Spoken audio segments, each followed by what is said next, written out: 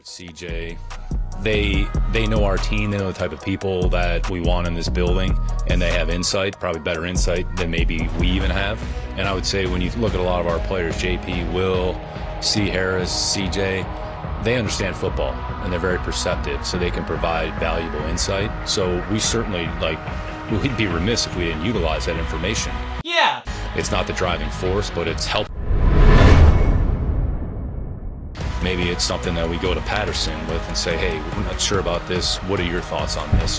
Because ultimately, it's about the players, and they're going to be sitting next to each other in this room, just like they were at their alma mater. So we'll utilize the information wherever it's provided and try to make a good decision with that, with that assessment. Some of the players that you drafted, and it's been, I think, now 2 or 3 drafts. You not only go for position versatility, but you also go for captains. What is the standout when it comes to the captain persona, just the leadership? Is it something that you covet for certain players, or just criteria, just overall thoughts when it comes to that? Yeah, leadership comes in all different shapes and sizes. I mean, there's a reason his nickname's Cap. So. Say what? Important. So we don't go out and say we're going to or we have to draft captains. It's usually pretty organic. It's a part of the evaluation. But if you're elected captain, it says something about what your teammates think of you. So it's not something where we're looking for a box and say, well, captains. Well, if it works out that way, great. But they have, obviously, they're respected by their peers, they're respected by their teammates, and like we've talked about, the type of people that we bring in this building absolutely matters, and we're always gonna put a premium on that. I really like the juice that he has out of the backfield.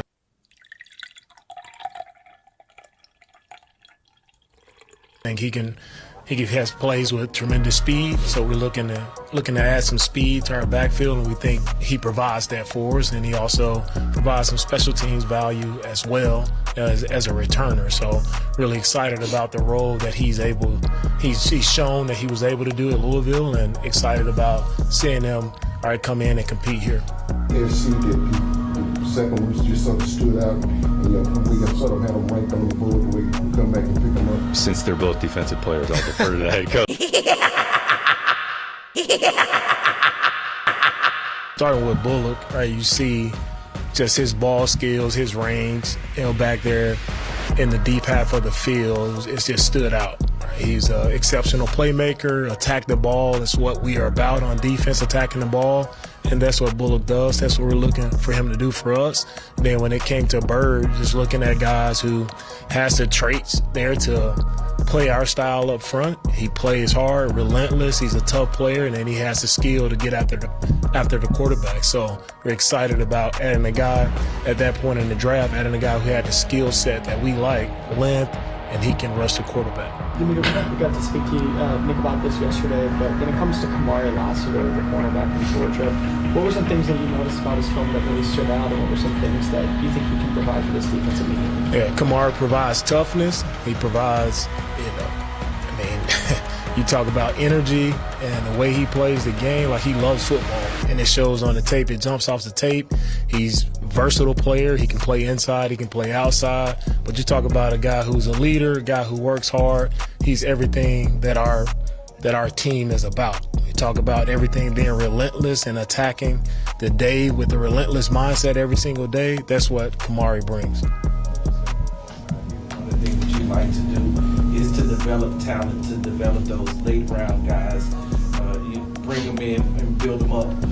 How exciting was it for you to get that wealth of talent that you got today, this last day? There were a lot of good players still available for you all. That's the most exciting thing to me about coaching is developing guys, seeing where they are. You select guys who have traits that you like, traits that you think will translate to helping us, and then as coaches, we have to help them, those next few steps to get them to maximize their talent and play to their capability, And so that's what I'm most excited about, when you see the growth of a player from where he is once you get him to where the things you can help him, grow it as a player. That's why I like coaching, and that's why I enjoy coaching and seeing the development. Nobody is a finished product once we get them, but these guys, all the guys we selected have, first off, their makeup, they're all really great people, right? And that's one thing we pride ourselves on is adding great people to our locker room. And then you get to the player.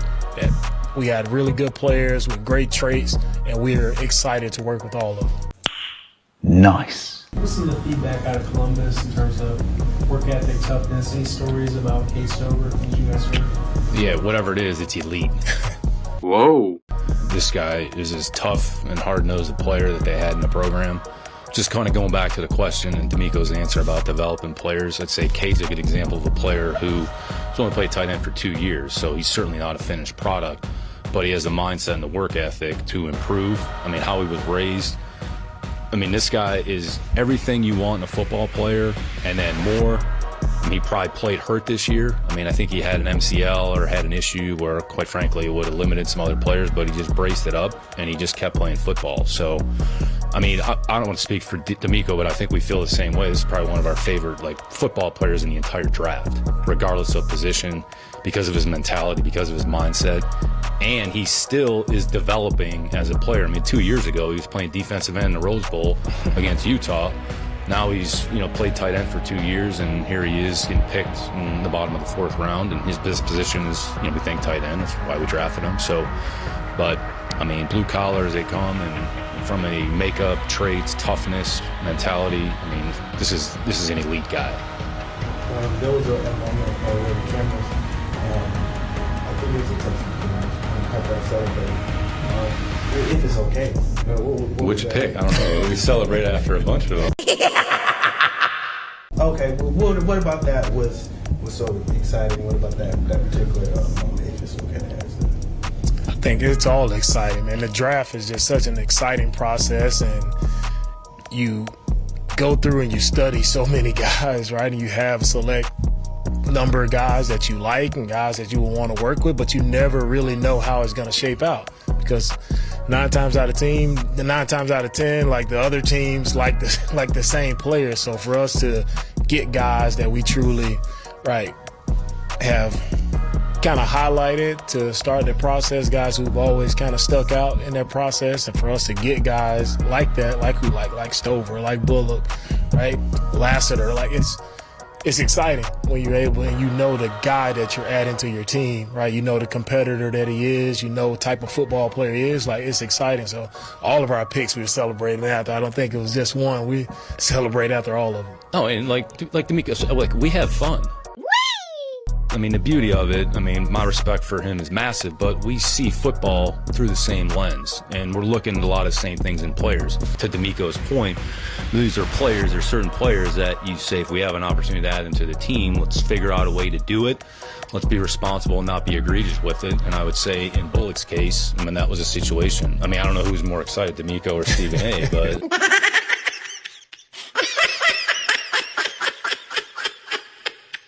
And we show that emotion. You've seen him chase the officials down the sideline, so he's faster than me, so I can't keep up. We're not yelling Duval. There were some boos. I don't think they liked the decision to even line up to kick, and then they were even more frustrated. We talked to guys after each round. We had a chance to interview them briefly.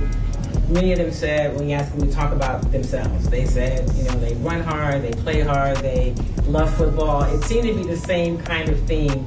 Is that, I guess that's the swarm relentless, is that what you're looking for, those kind of players? For sure, Kim, that's what we're looking for. We're looking for players who want to swarm. That's the mentality. That's how I see football. You only got so long to play it. You give it everything you have. You play as hard as you can possibly play. Exhaust all the resources to be your absolute best, and we're here to help all of our players reach their best. Yay!